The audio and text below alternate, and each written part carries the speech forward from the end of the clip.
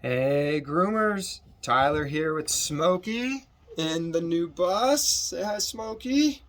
Slowly getting things set up, and just wanted to show you.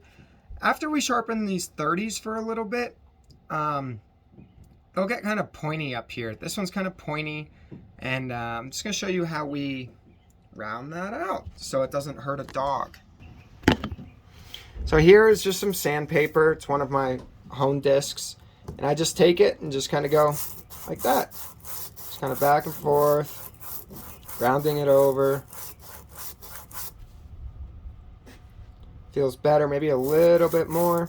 You guys can just use any sandpaper. This is a worn, this is probably about 500 now with how it's worn out, maybe 400.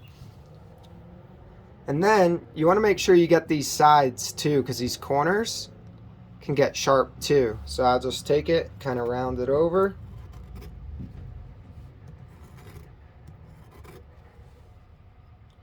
And now it's not sharp anymore. And it'll still cut. So if you get blades back and they're pointy, you can do that like that. Your sharpener should be checking that for you. But if you get them back, that's how you fix that. All right, bye. And remember to oil!